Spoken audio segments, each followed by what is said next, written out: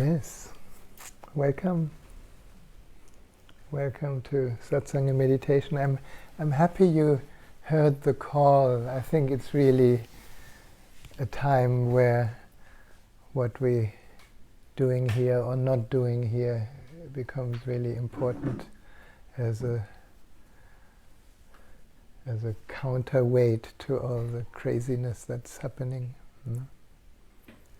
So thank you for being here, and also thank you for all the friends that are joining us online. We are kind of connected with quite a few people around the world, in Europe and in Asia, and it's kind of an invisible sangha that kind of spreads around the earth, which I think it's very helpful to support a different kind of vibrational field than war.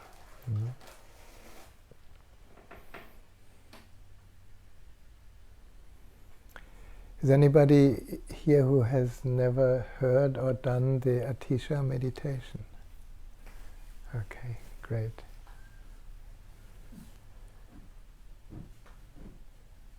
I think I explain a little bit, because when the mind gets a sense, the mind can support its own dissolution.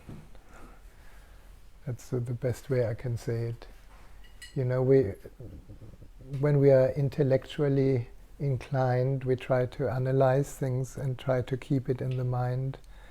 Or when we are in total no mind, following the urge and the movement of the moment, then for many people some mental understanding and support is missing.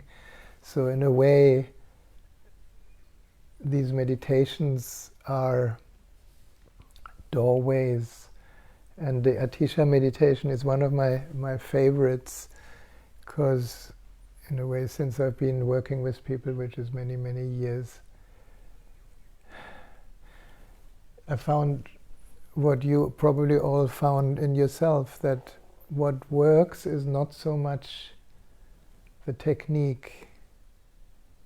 What works is the love behind the technique. What works is the presence behind the technique. What works is the doorway to the,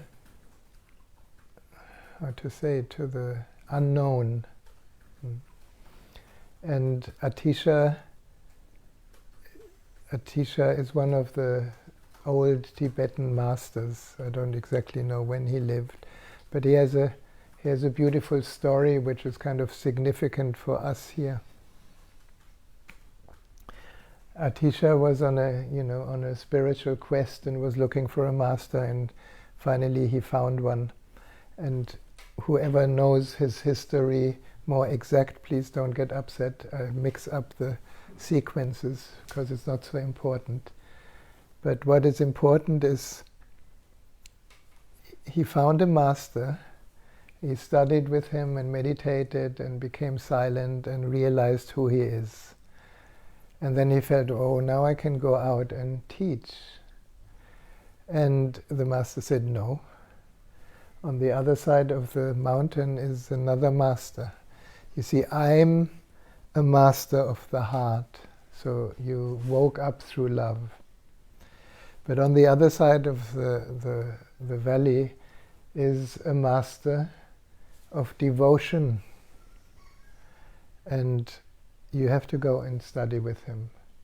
So Atisha went to the master of devotion, of surrender, and studied with him and got awakened again. I mean, he already knew who he was, but he found a different way up the mountain. No?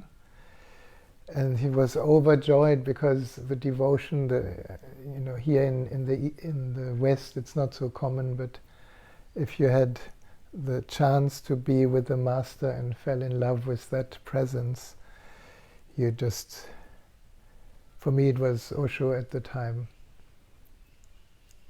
I felt it was one of the greatest gifts in my life to be at the feet of someone that speaks what my heart knows to be true.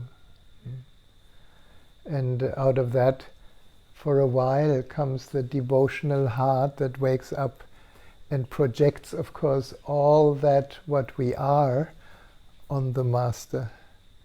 And if he's a real master, he will whip you and hit you and seduce you to stop that nonsense and turn around and see who you are, and find that what we project on the master is in all of us. So that's, Atisha found that. And then he was ready. Oh, now I can go out and teach. And the master said, no, not yet. You are such an intelligent guy. If you teach, you need to meet people in such different spaces. And there's one space that you haven't explored. There's a master in the valley. He's a master of awareness, of presence, of clarity. And I said, okay, I do that. So Atisha went down to that master and learned witnessing. He knew witnessing from his other awakening experiences, but like he saw another way up the mountain. And when he got enlightened again, then this master said, okay, now you go. Now you teach. And one of the main meditations that are kind of taken to, to this time in the East and in the West is his insight into transformation, specifically the transformation of suffering. And we are here in a Shire where a lot of anguish is happening through all the floods and through people losing their houses. Is there anyone here who lost their house, more or less? No, we are kind of the blessed ones in a way.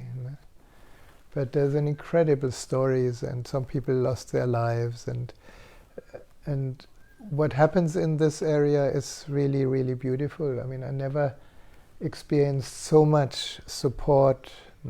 Melly's house was flooded and full of mud, and basically the walls all broken down in a way, not usable. And there were so many people just showing up and helping for a while, and sharing their expertise.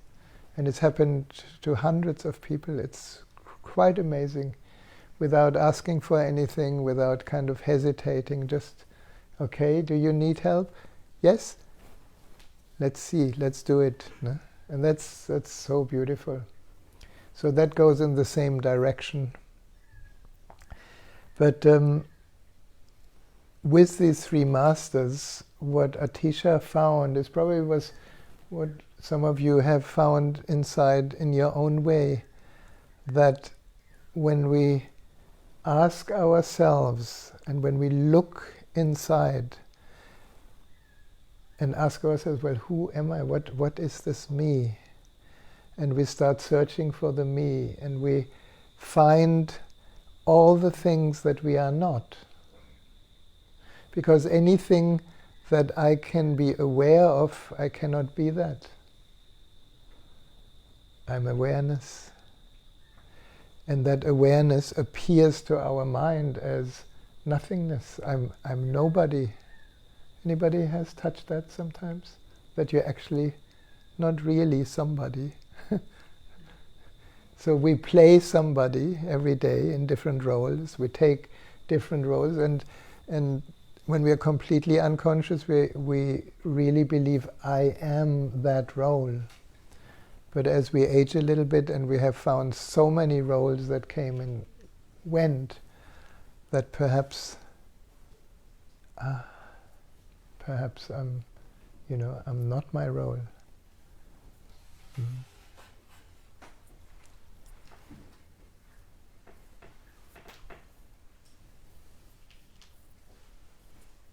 You okay? Okay. Very good.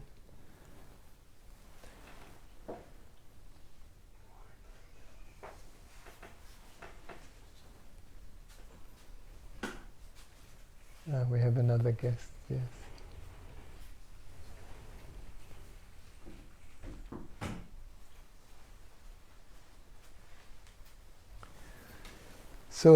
So again, in the East, it's kind of more easier to actually recognize this. The Western mind is so full of becoming and of being someone and trying to be better that some of us have never had a glimpse of it. But eventually, when you meditate and you look inside, there comes a moment when you're lucky where you don't find anyone. And for the mind, this is puzzling. But for the being, for that which appears like nothing, it's an incredible relief. It's like, oh, wow, really? I thought I'm somebody and I'm actually nobody. And when you have been really successful, and when you have been climbing the ladder and maybe reached in your own expertise a certain level, and then I can talk about myself. When I studied medicine and I finally made my exam, and then I had a medical practice, and people loved me, and all this becoming, in the name of support for other people, but also the ego loved that. No? And eventually, when that dropped, and for a while I became a hippie following a master in India, that was kind of very unacceptable for the identification as a successful young achiever. And so on. I have many stories in my life of changing roles and always discovering that it's just a role. It's beautiful, it's juicy, but it's not me. So that's what Atisha also found again and again with each master newly. And out of that he developed something, a meditation technique, if you like, which is not a technique, it's a step-by-step remembering. And in the remembering, how does emptiness or the no-self relate to self, to a separate me?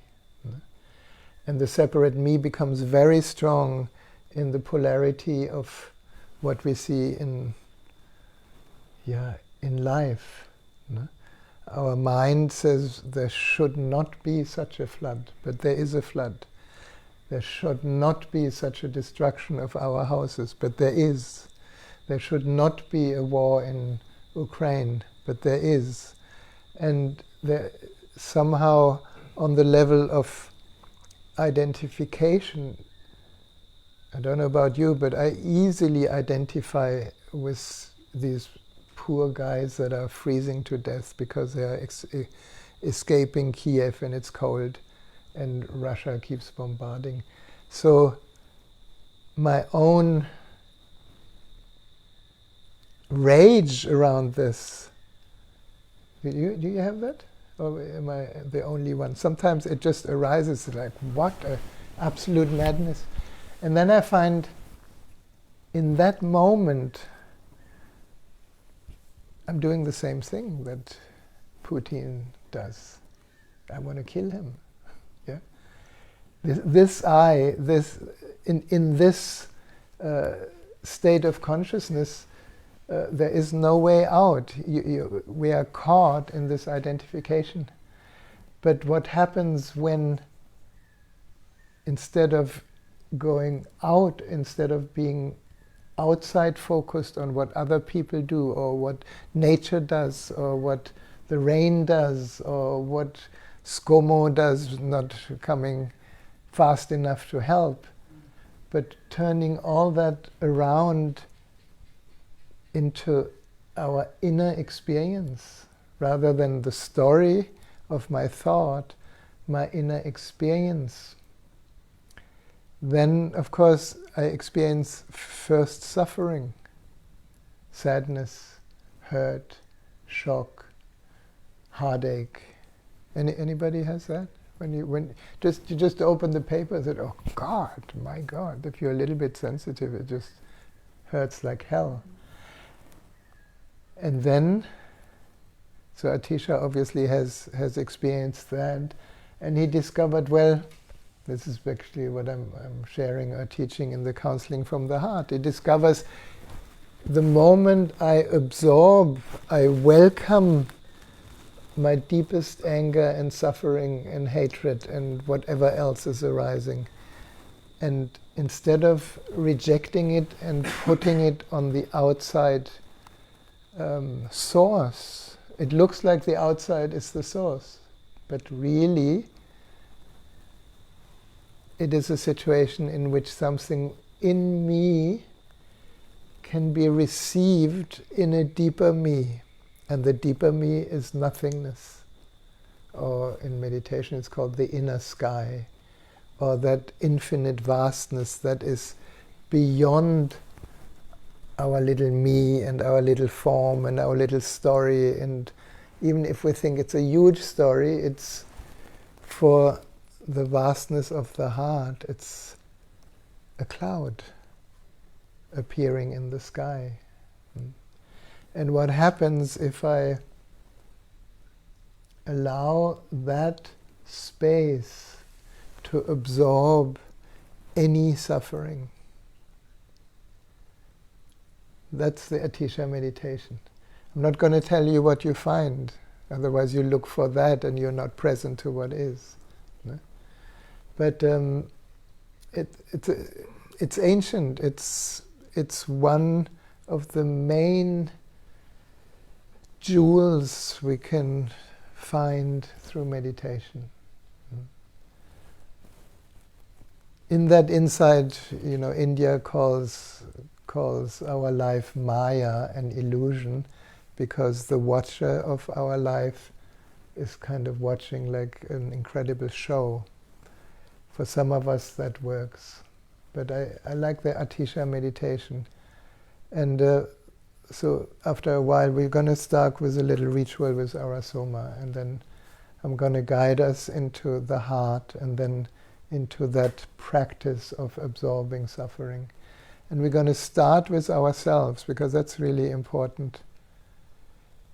If you start with somebody else, you easily cover up what's happening inside of you.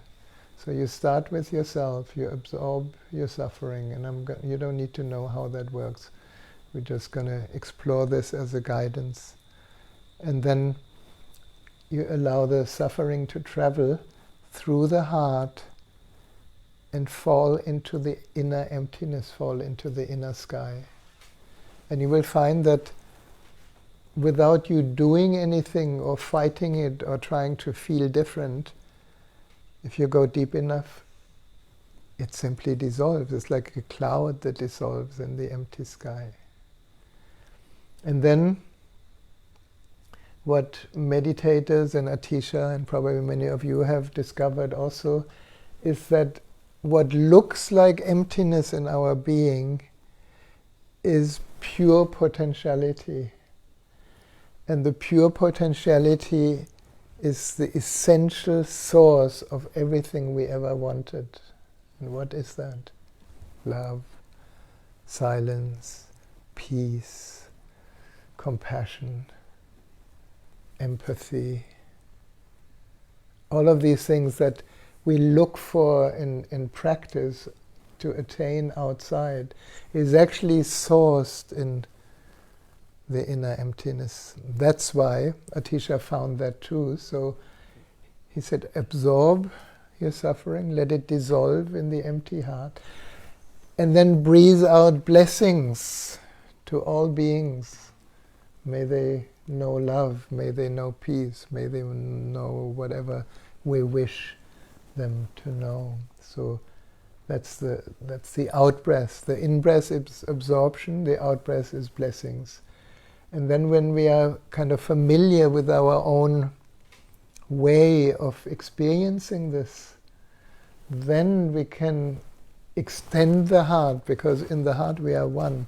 We can extend the heart to friends, to family, to people close to us, absorbing their suffering, because as we see already, your suffering and my suffering is the same. Yes, we all carry, a layer. The story may be different, but the layer of suffering may be very clearly similar. So when we absorb that and not, dwell in the suffering, but allow it to be absorbed, it again disappears. And this is how we can heal without even doing anything. It's like the Ho'oponopono, like the Hawaiian healing technique. You can absorb, and then your families and friends feel relieved. Maybe they don't notice, but it's energetically something shifts. And then if we feel ready, you don't have to do that, but if we feel ready, we can extend the heart to the suffering of all beings. Sounds almost impossible, we are so small. But suffering of all beings is another huge cloud. And we had lots of clouds here with a lot of rain, but we know that behind the clouds is sky, is emptiness. So we can allow that and then breathe out blessings around the whole world. And this is an old Tibetan meditation that many, many Tibetan monks practice, especially in these times. And maybe that's perhaps helping, helping the individual, but also helping to avoid a crazy war, but we don't know. Or the expansion of the war. My European friends are very concerned about that. Yeah, so that's kind of the idea in the Atisha meditation. And it's been one of my favorite meditations, and it comes back and it comes back. So you want to try that? Or are we going to do that together? Now to attune us, to prepare us a little bit, to just kind of come into a common frequency, I like to use pomandas or quintessences from the Aurasoma system. And Aurasoma is a beautiful color care system that works with color, with touch. Okay, we use the drops in different places here today in our hands, and with fragrance. So 3 senses. And the more senses are involved, the more the experience becomes real. When I see, hear, feel, smell, and taste something, then it appears really real. And today I want to use the olive green. And olive green is green, which is connected with the heart. And when I talk about the heart, I talk about the spiritual heart, the center, in the center of your chest.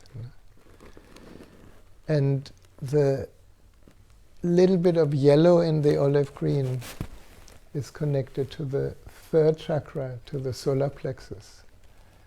And this is in our human nature the biggest division.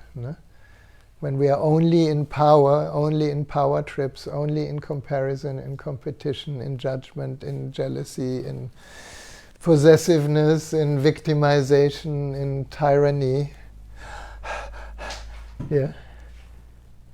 then we are just in the 3rd unconsciousness. And then when we come into a heart space, we hardly can imagine that we can be such evil people.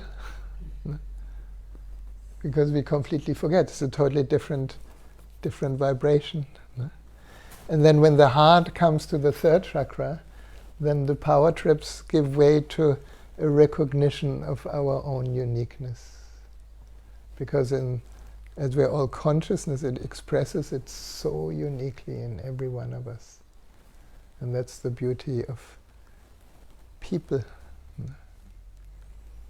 And when we recognize each other's uniqueness, underneath that we start loving each other.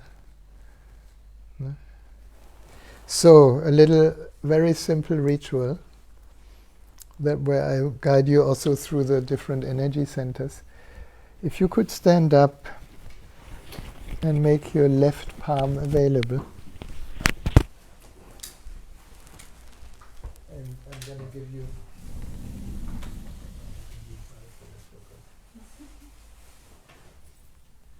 you're going to get 3 drops of the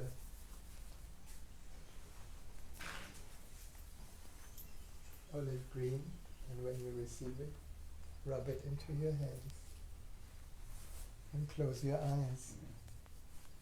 And if you like, you can sense that holding your heart in your hands.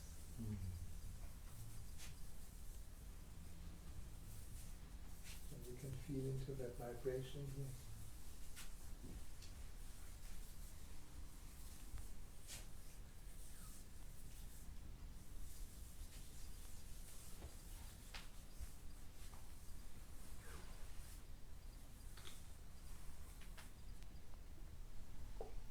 So you rub your hands together, and then you gently raise your arms high above the head.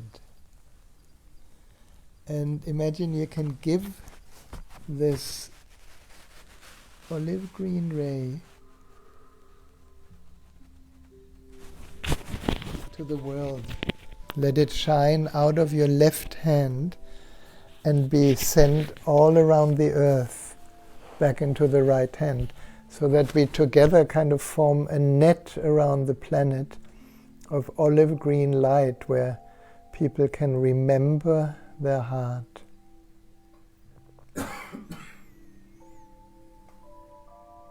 So we see the whole planet held in a beautiful olive green light. And then you can turn your palms, holding them above your crown. And you can imagine sitting or standing under a shower of olive green light that falls through your aura like gentle rain, if you like. So we can breathe a little deeper. It's like walking in a green forest, and we feel there's a lot of oxygen there, and we can breathe. And then we can come closer to the energy field around the head, and imagine you can clear and clean your aura around the temples, around the back of the head, through the frontal area. And then you can bring your palms together above the crown, the symbolic gesture of oneness, where the opposites within meet as complementaries. And then when you can move down to your third eye, to your forehead center. And here, imagine when your palms open, that you can open a curtain in front of your forehead center, which is the curtain of all our projections and of all our false identities. And when our projections open, they reveal a different way of seeing. We see reality as it is.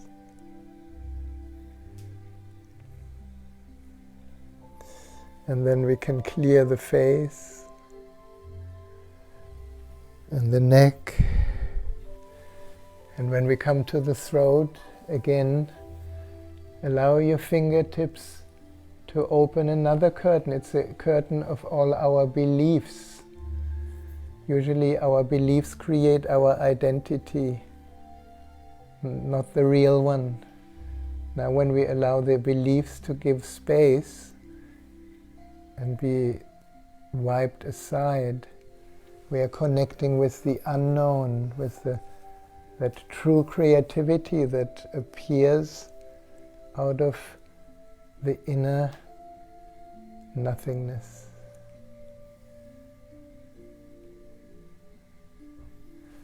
And then we can clear our shoulders and our arms, bringing that olive green into all the areas of your aura until you come to the heart. And in the outer layers of the heart is another layer, which is the layer of our ideals, how we should be, how we should not be, everything that we have been conditioned for, between right and wrong and good and bad and high and low. All that can be, how to say, opened, so we find a place that is beyond good and bad, which is usually called love or compassion or the heart. Then you can let your hands rest over your heart for a moment and let it respond to the touch. And another deep breath. And now as we come to the solar plexus, allow that olive green, the yellow in it, release the habitual armor that we normally carry, all our defenses and struggles and fight and flight mechanisms, and I call it like the armor of Iron Man, if you ever saw this stupid movie. It's like a shell that doesn't belong to us, but we have used it to defend a so-called identity. And as we clear it with the olive green, perhaps we can get a sense of our wonderful uniqueness, of the joy of being ourselves. And then we can move through the navel to the lower belly, bringing the heart to our emotions and feelings, and to all these hidden traumas and hurts that we never wanted to experience anymore. And feel how the heart vibration can create a space where we can feel again, experience again, and perhaps even absorb our deepest sensitivity until we come to the first chakra, and allowing the olive green to give space to that aliveness in the body, and stroking the energy all the way, through your thighs, your knees, all the way down to your feet until you touch Mother Earth. And this is a good moment to let go. Just letting go anything you know. Letting go all your stories of who you thought you are. Letting go anything you're ready to let go of. Until for a moment we are empty. Empty, empty, empty. And right here you may find a strange phenomenon that even when I'm completely empty, I'm still here. What is that I that is still here? And now as you come up, allow that olive green ray of light rise inside your body, from your feet through your legs, all the way up.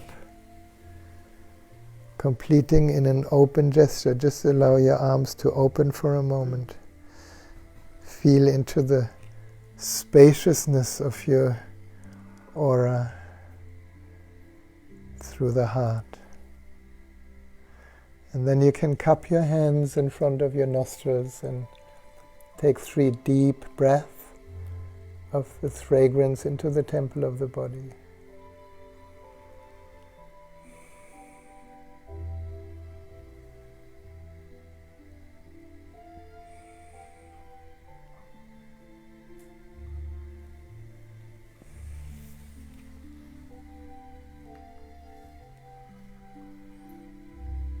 Very good.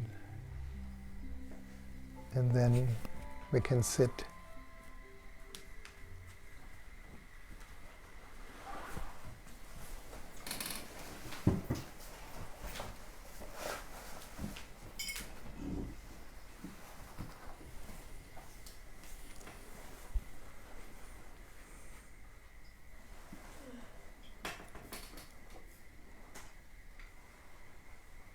Sometimes, until we reach the total nothingness, it's helpful to give our mind a certain direction, and I think nowadays there's a lot of work happening with intention.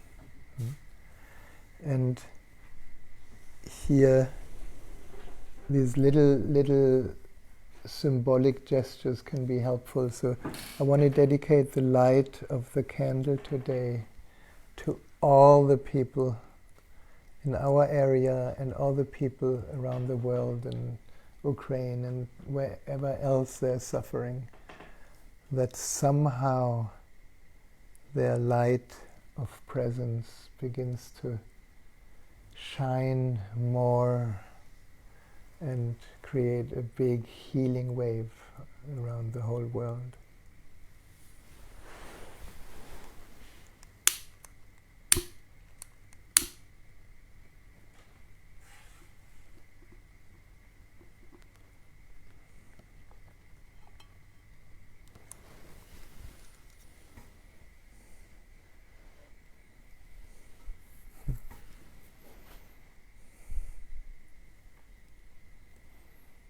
I just noticed that Steve, who created this beautiful mandala, was totally in tune with green and yellow.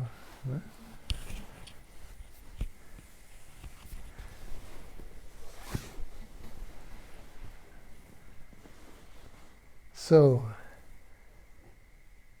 are we ready to welcome Atisha? Close your eyes.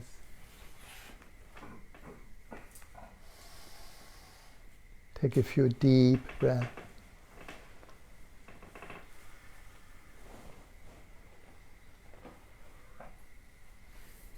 And already through our soma, perhaps,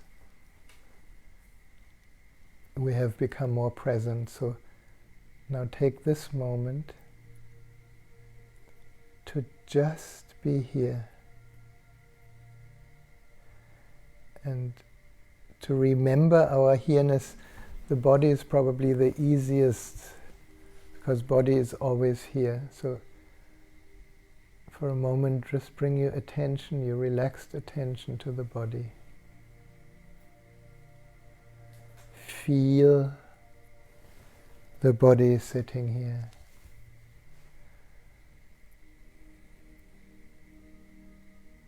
Feel these subtle sensations of your feet touching the ground.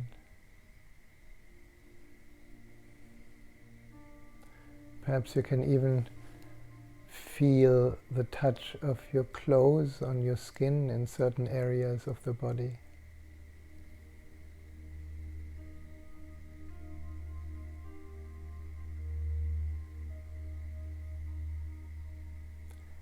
And the moment we attune to the body, we are at the same time here.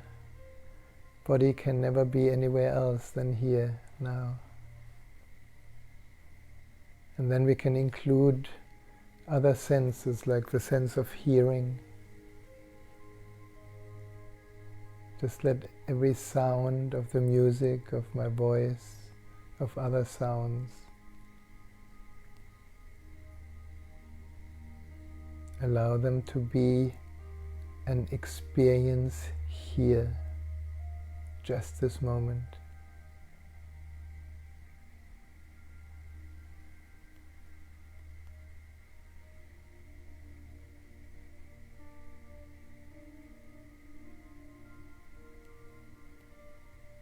And you may notice, as we just as a group enter into our inner world, it already creates a certain atmosphere,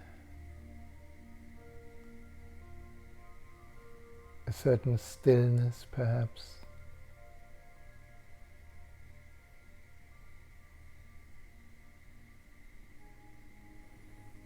And you may notice that each in-breath can be an expansion of the experience of this moment.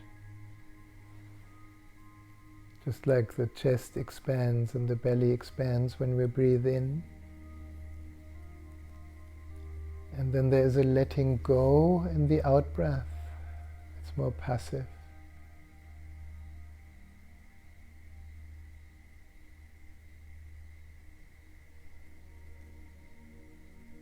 And here we can include the heart. So if it feels right for you, if you want, you can bring your left palm to your heart, just holding the middle of your chest. And be right there with that feeling sensation. Perhaps you feel the warmth of your hand. Or perhaps the hand feels the warmth of your chest. And you feel that gentle movement of the breath.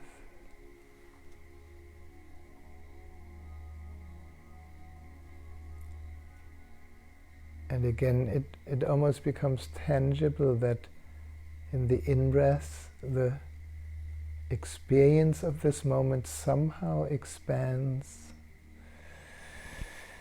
And in the out-breath, we can fall or let go deeper inward, even though we don't know what is deeper inward, but we can let go there.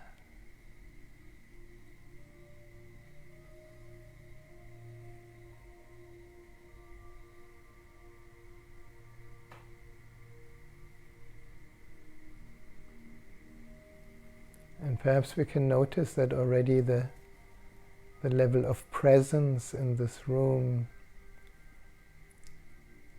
somehow gets stronger or gets more silent.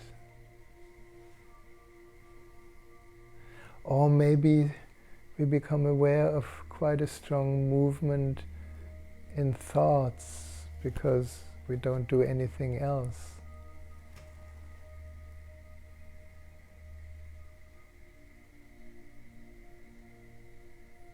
So just feel how each out-breath can be a let go, and that letting go can go deeper than thought without having to change anything in this thought story. Our attention is just deeper inside than thought.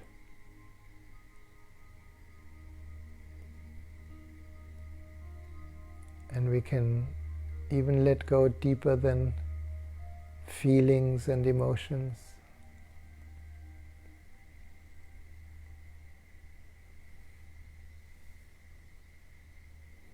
Perhaps when we are affected by whatever happens in the world, our emotional body, among many other things, gets triggered. And right now we can experience that it's possible to allow any emotion that is here and melt deeper than that. And again, the mind, our intellect, doesn't know what is deeper than this experience. So in other words, with each out-breath we are moving into the unknown.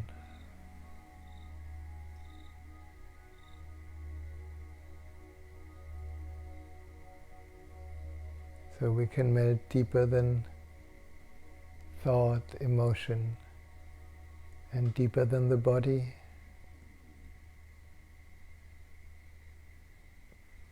It's almost like we are aware of the body from inside.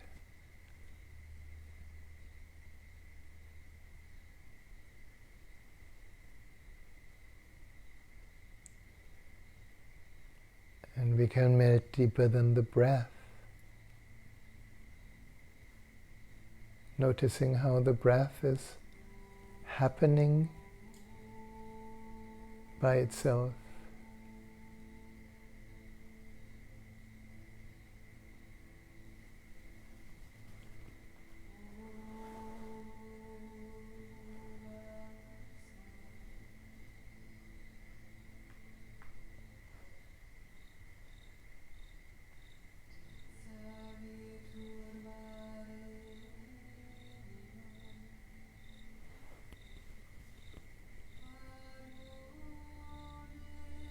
Allowing each out-breath to take us even deeper than the heartbeat.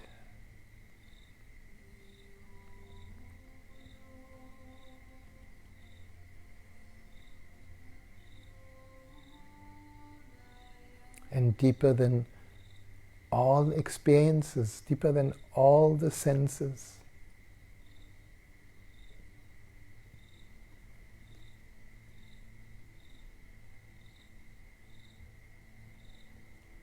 And when we ask ourselves, well, who or what am I deeper than all experiences?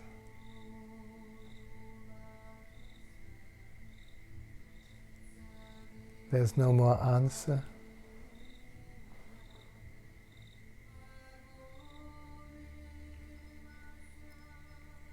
There's just space.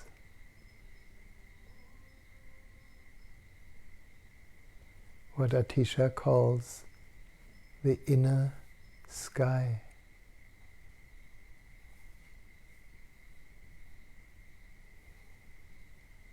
Now for a few moments, let's just rest as the sky, as this peaceful stillness, regardless how loud or quiet our mind is.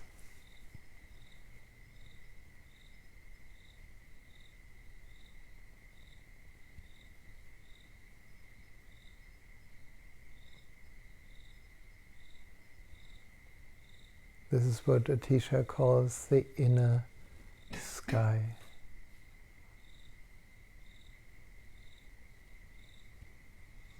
Untouched by any clouds.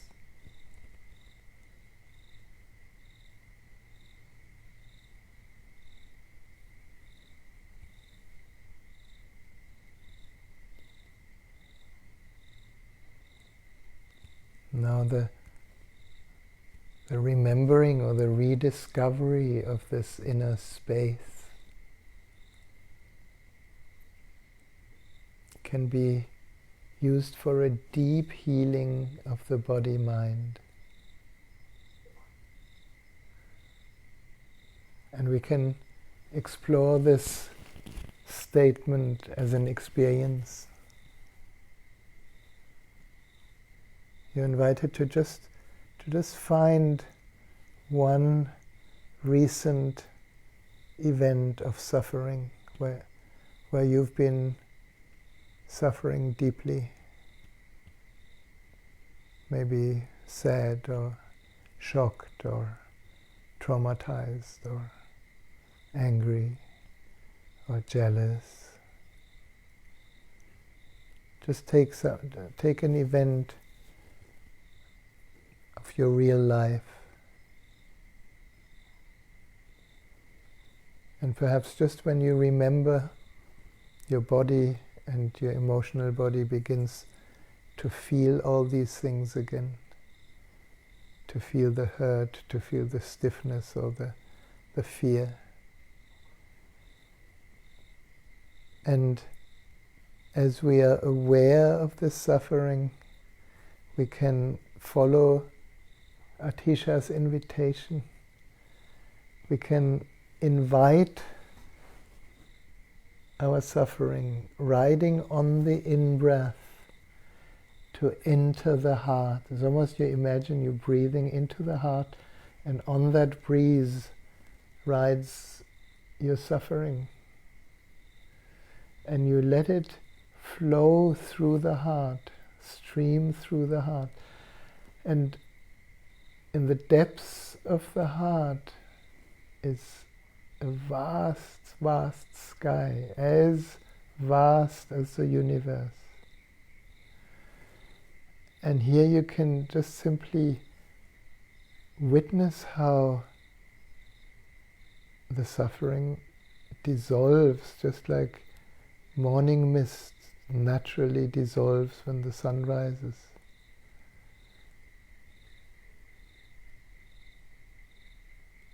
And it's okay if you also use your visualization skills, if you just see it, or you can feel it, or you can sense it. And behind that is a reality of experiencing it.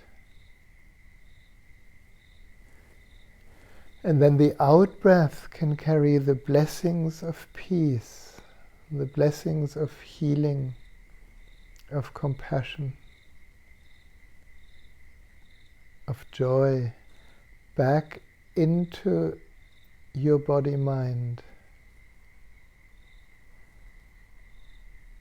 And also that is a natural movement, because our inner emptiness is the potential and the source of all we ever wanted. So the out-breath can just take that and touch all the layers of your existence.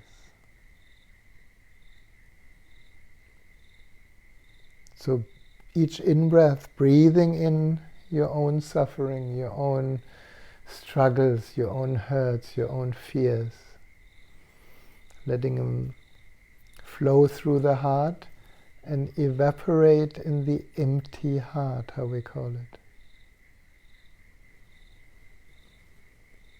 And the out-breath can carry the blessings of healing, of peace, of compassion, of forgiveness, back into the body-mind.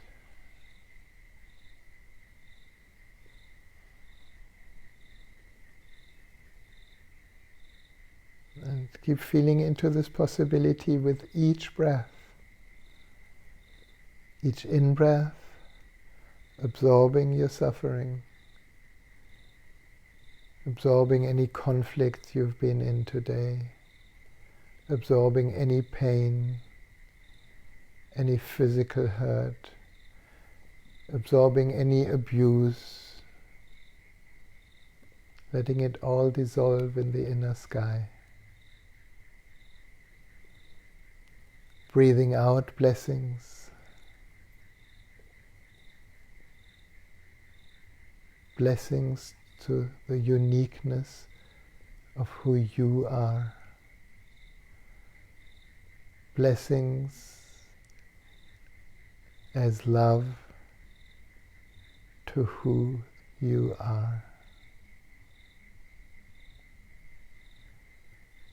So breathing in suffering, breathing out blessings.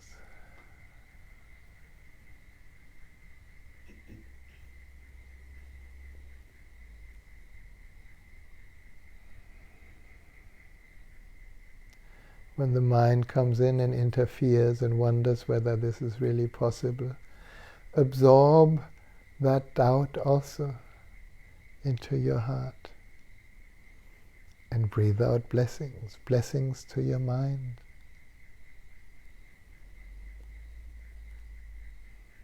Breathing in suffering, breathing out blessings.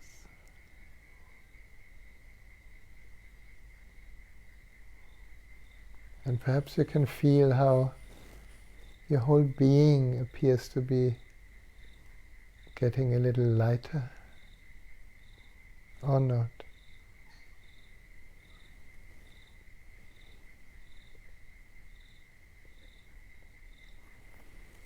And when we feel ready, and we feel familiar with that wonderful pointer of Atisha, that we can absorb rather than reject any experience. then it can extend the heart to our friends, to family, to people that are close to us.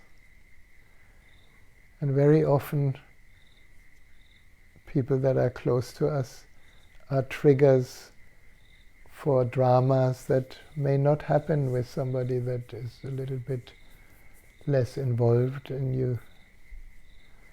So often there's a lot of suffering appearing in families, in relationships, in, man and woman, mother and children, father and children, whatever the conflict, whatever the suffering, the struggle. Or in these days, the stress of losing your house, losing your possessions, losing your health. All this endless human suffering. We can breathe it in and let it ride on the in-breath. Enter the heart. Flow through the heart. And dissolve in the inner sky.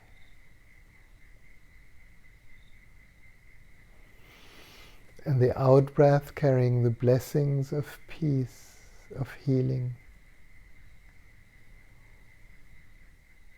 of love, back to the friends and family.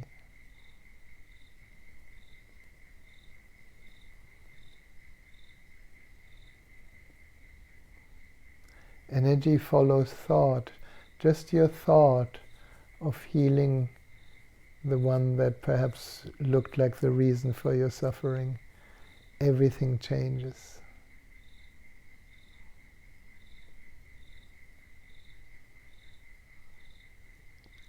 Bless him or her. Only after you blessed yourself.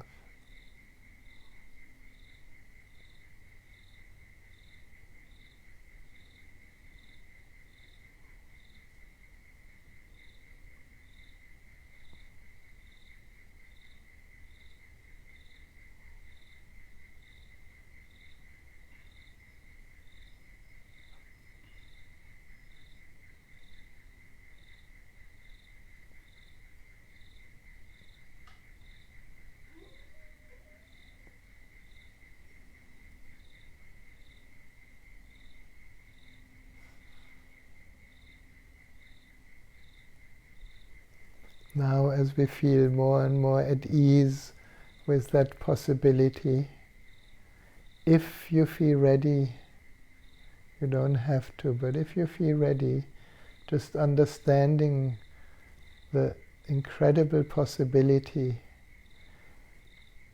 that can flow through this limited body-mind. We can extend the heart to all beings. And yes, there's a lot of suffering around the world. And we can imagine that the heart is big enough, because it's as big as the whole universe. So it's big enough to absorb and transform all suffering. So if you like, you can imagine a stream, like a strong current, a huge stream of suffering pouring into your heart. And you don't need to hold it anywhere. You don't need to reject it or resist it or fight it.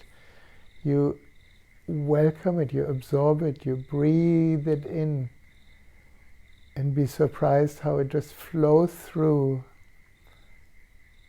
and evaporates in the inner sky. Just like even the thickest rain clouds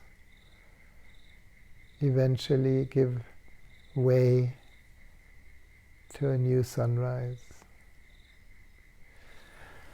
And then the out-breath can be a stream of blessings to all beings. Feel how your heart can bless all beings and support their healing. Just any intention gives the power of thought such a strong direction that it actually finds where it needs to go. So breathing in the stream of suffering. Don't hold it anywhere. Don't be empathetic in the moment. Just let it flow through you. And in the empty sky, it all dissolves.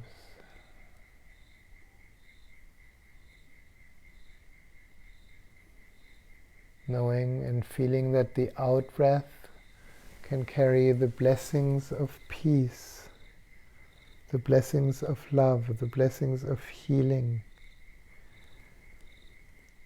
the blessings of humor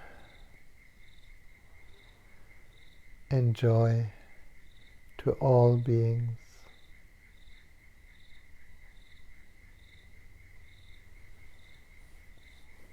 And we allow that to deepen with each breath. If you like, you can allow the breath to go even deeper.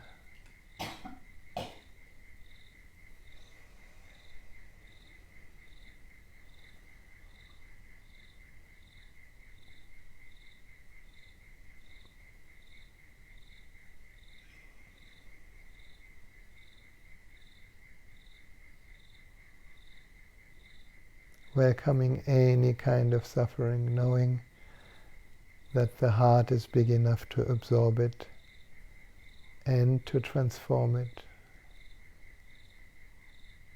We don't need to do anything.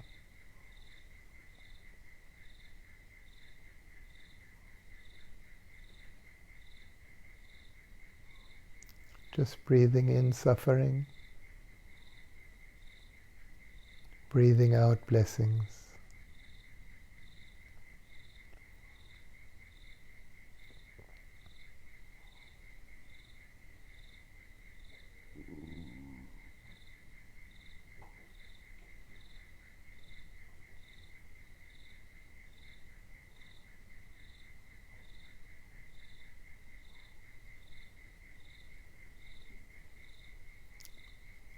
May all beings be free of pain and violence and suffering. May all beings find comfort in their own heart. May all beings be at peace. Om Shanti, Shanti, Shanti.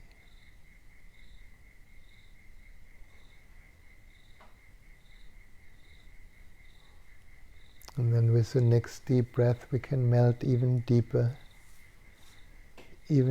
than the giving and receiving, the absorption and the sharing.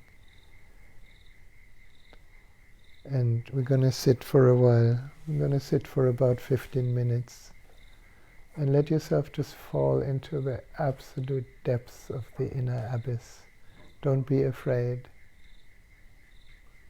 Just let go.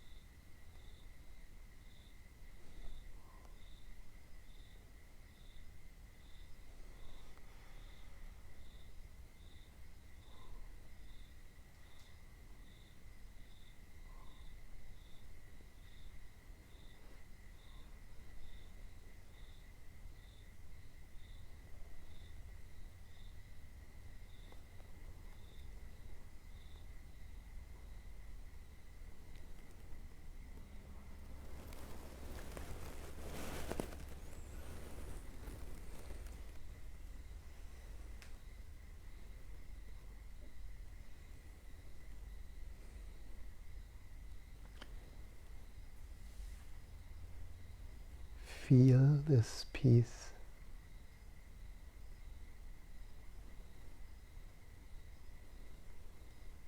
Perhaps we can feel all connected, whoever is with us in this meditation.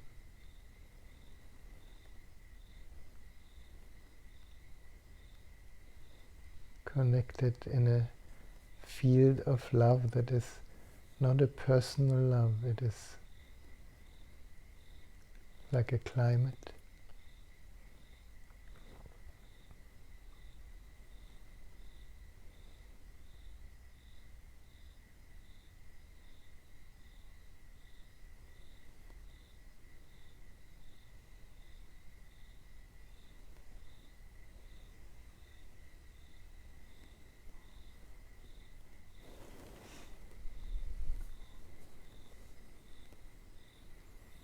And then we can gently take a deeper breath and becoming aware of the form again. We're moving from the formless being back into the form, but bring part of that formless, that spaciousness, that love, that silence with you. As you take another deep breath and maybe beginning to stretch your body a little.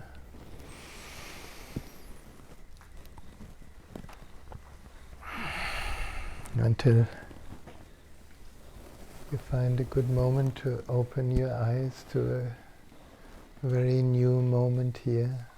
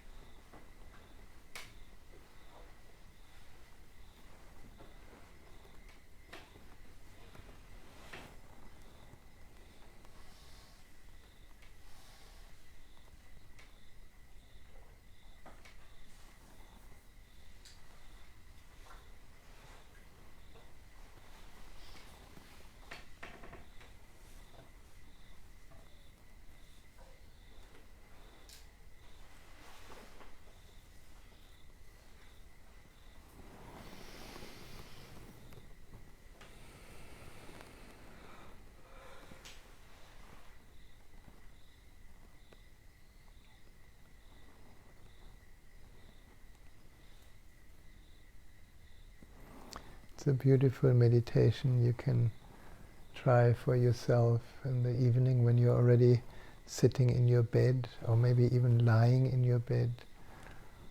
Let it take you into this eternity.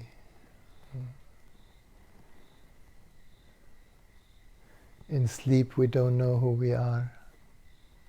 So it's kind of, we're doing it already. In sleep we forget all our troubles. In sleep is very close to that healing. There's nothing we can identify with. Yes, maybe there's some dreams, but we know they are dreams. At least afterwards we know they are dreams.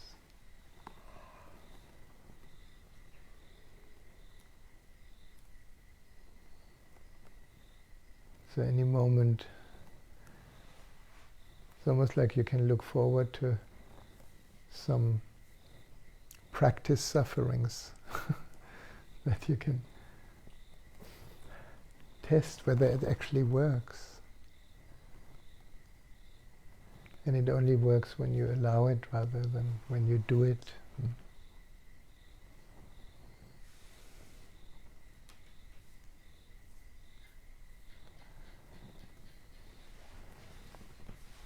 Is there anything you would like to say, or anybody that is with us online on Facebook Live, if you have any comment or question or something you want to say, please feel free. We just open this a little bit.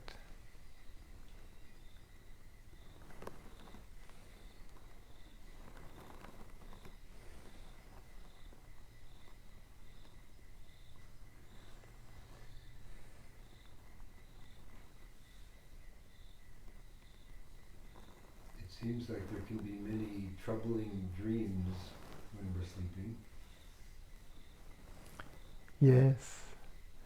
And when the troubling dream comes and you wake up with it, that's the moment to remember Atisha. Yeah.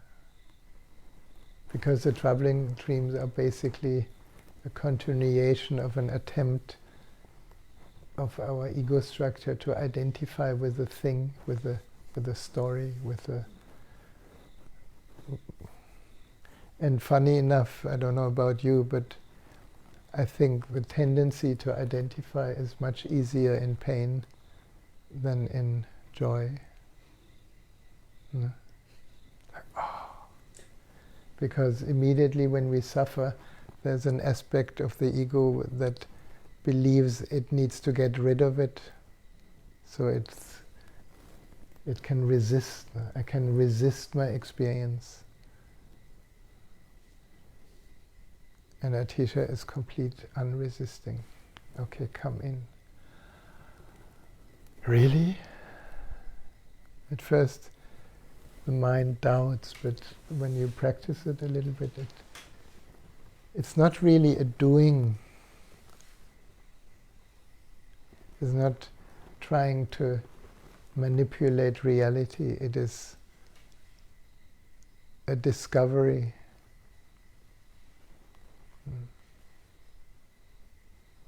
So until it becomes your discovery, don't believe it. Just keep exploring.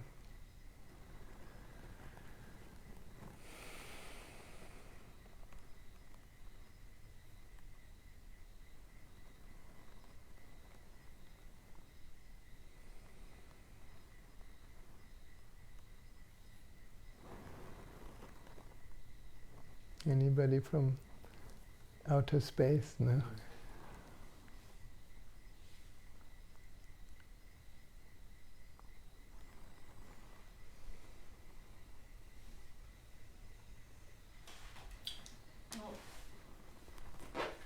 Well, we can have accumulations of those various energies over the years, as well as the transient experiences that we have with what's been happening now, for example. So I guess I'm interested in your thoughts about experiencing them, and so that they dissipate over time, and then allowing those other feelings like love to enter. The degree to which that stuff is stored because we repress it. Yeah, and we are very good in repression, and we are very good in accumulation. We do remember negative experiences so much more. No? It's like the whole trauma. There is so much work on trauma these days with people, no? Because body and mind are so together, no? And it's really an individual experimentation, no?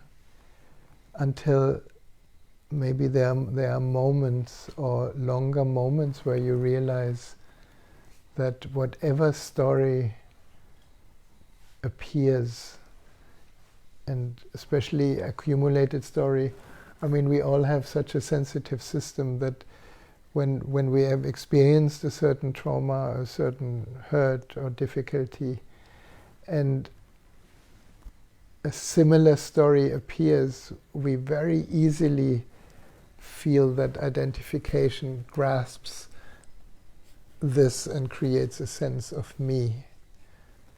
No? And these are the incredible moments. If we, maybe nine times of 10, we are not aware of that, how we kind of enforce it through bringing all our attention into the content of suffering. And then when we remember, okay, let's just stop for a moment. And yeah, remembering it. Atisha is just one of millions of people who have discovered their inner emptiness, that's all. And at first it's only a theory or a concept, especially for a Western mind. The Western mind is not interested in emptiness. Empty? Some philosopher said an empty mind is a devil's workshop. Buddha says an empty mind is what we are. So it is a shift in perception, and you need to be very compassionate. Yes, we carry a lot of memory and accumulated suffering, but in this instant, as it is seen,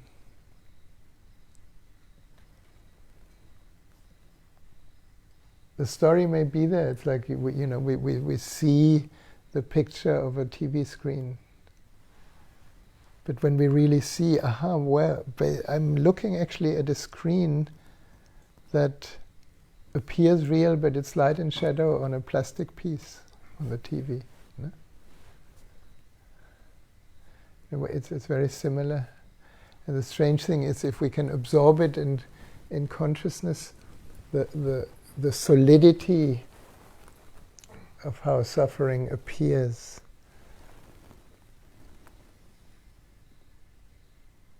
changes. The outer circumstances may not necessarily change. It just reminds me, a few years ago I met a beautiful friend who in a way got enlightened in the Vietnam War. Like he described his experience. He didn't call it enlightenment, but he describes his experience. He was kind of in the night, scared like hell, in the jungle, and the Viet Cong were shooting here, there, and everywhere. There were all these fireworks, and he knew he's not going to survive this. And then he saw one flash, and a bullet hit him, and he knew he's going to die. And in that, it was very touching when he described it, because we can all imagine the intensity of being so close to dying. And his mind stopped. And this whole green jungle and the fireworks of the cannons and guns and everything appeared like incredibly beautiful. And then he went unconscious and thought, okay, now I'm dead. But his colleagues took him, and big surgery and a lot of more suffering. But this experience kind of was a thread for him to just move through everything in gratitude. I think this is the most extreme example I know from story. Doesn't mean you have to go to war, but we cannot always choose, obviously.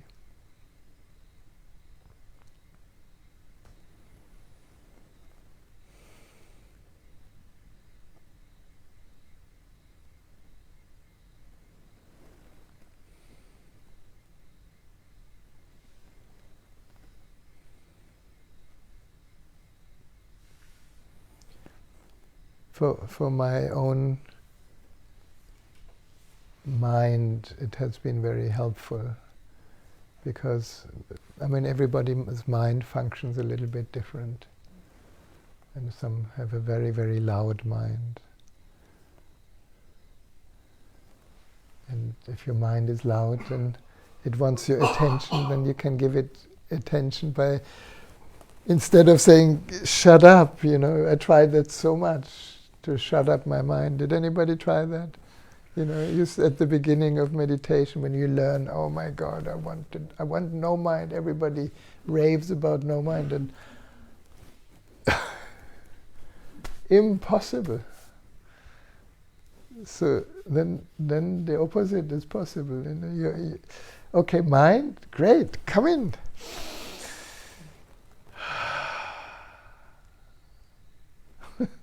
Yeah. And suddenly the whole charge of all that effort to resist what is already the case gives way to what is already here as an inner experience.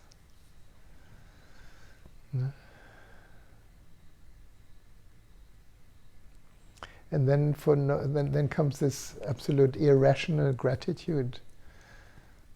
Even gratitude for your own suffering. It might sound masochistic, but it's true. You know? It's like, oh God, that liberated me.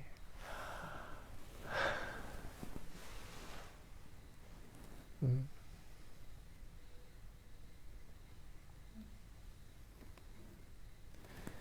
And then it's beautiful because you meet anyone who tells you their story, and the story, yes, it's horrible, but the story doesn't matter so much. You just absorb them in your heart. And if it goes deep enough, they suddenly shut up and, oh, I feel such a comfort here. Such a okayness in the total non-okayness.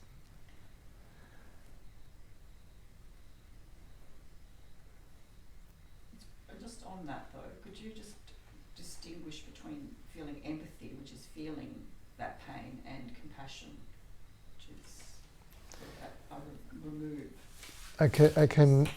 I can only give you my own experience in that. I do feel the pain. I kind of, when somebody tells me their story, I feel the pain everywhere in my body. But it's now at the beginning when I started as a doctor and then as a therapist, and therapist working with all these problems, and I got sick each time when I was working in a group like in Primal, and we were going through all the traumas. After every group I was sick because I felt everything and I couldn't. It was with me, all the people were in me and I couldn't get rid of them. And thanks God, Osho talked a lot about the Atisha meditation, and I tried this and I was very surprised that it's possible. No? At first I didn't believe it because as a context it's not possible. But now I don't mind if I feel pain. Well, that sounds a little arrogant. Sometimes I do mind.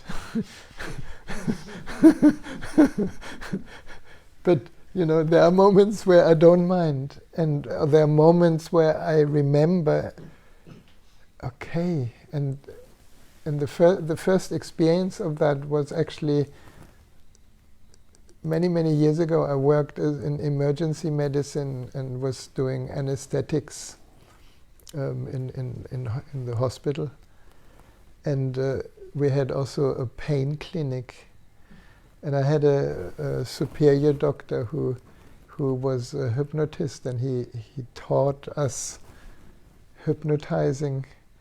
And I remember one of the messages, which kind of relate to very much what we've been doing here, was when the patient is in deep hypnosis, to allow the pain to float freely in the vastness of consciousness. This was the kind of the hypnotic suggestion, and it worked. And it worked in so much that if somebody had a hypnosis session before an operation, we used only 1/3 of the anesthetics. We could reduce the anesthetics drastically because there was no resistance to the experience.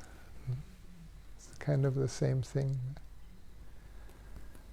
I think during this meditation on the topic of resistance, what was interesting in my experience was that I was feeling so much bliss that I was nervous about that changing. Yes, we want to hold it. As you were talking about going deeper, I can't remember what you were saying, but going deeper and going deeper, and that I don't know what you said, but something like, you know, the mind doesn't know because it's never been there before, Yeah. and having this awareness of experiencing such pleasure, all my feet and all my body and all my insides, and awareness that I can't hold on to that and it will be gone soon, and slightly nervous but also absolutely amazed at the level of bliss. Of course, now that I come out and I'm rationalizing it all, and what you were saying about pain, I know from having headaches a lot, that when I am in pain, my brain really, really contracts and I become so small. And then as soon as I just get a little bit of relief, it actually feels a bit like bliss in comparison to the pain I was in just a few minutes ago.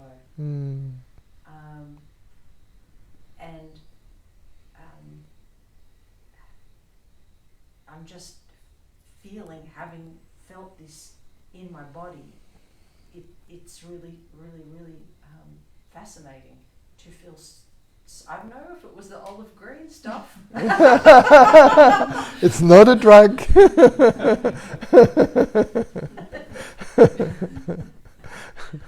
Yeah, it's just a vibration. No?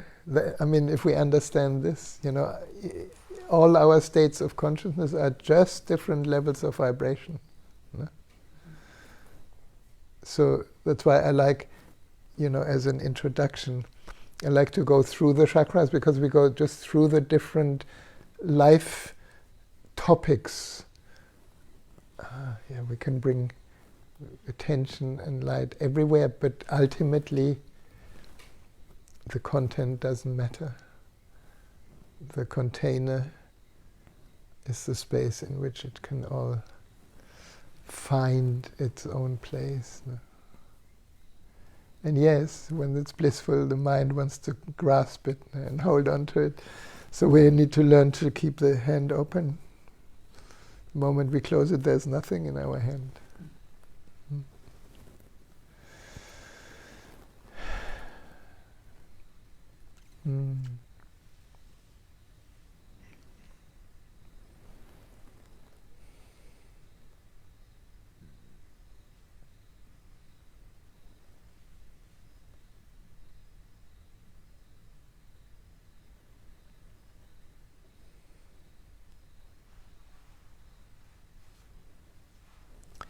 Let's just for 1 minute, the last minute of this gathering, just close your eyes again,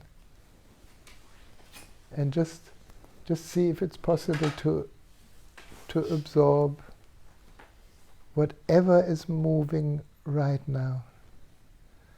Maybe we can clearly see the thoughts, maybe not. Maybe there's not knowing. Maybe there's tiredness. Maybe there's whatever state, just allow it to be gently welcomed in your heart and let it flow through that. Yeah, if you allow your imagination, let it flow through that openness and dissolve.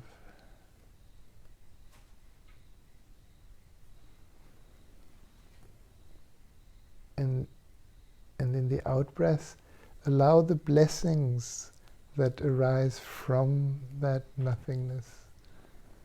Allow them to bless you. Feel blessed.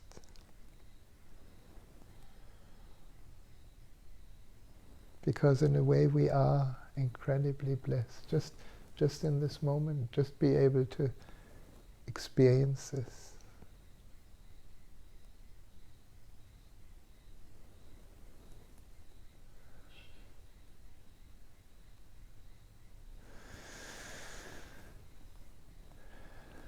Very good.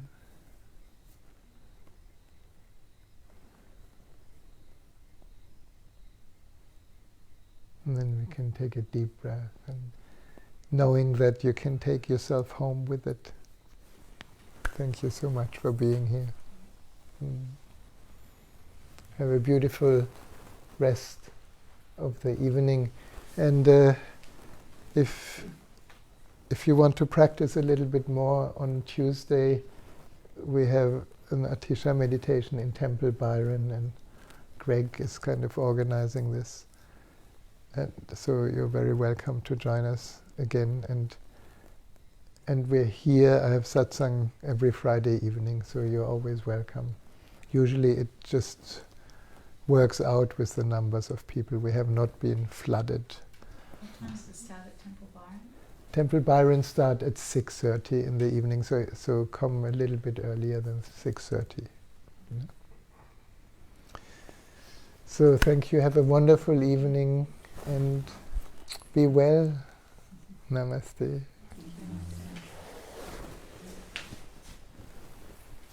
And thank you for the friends around the world.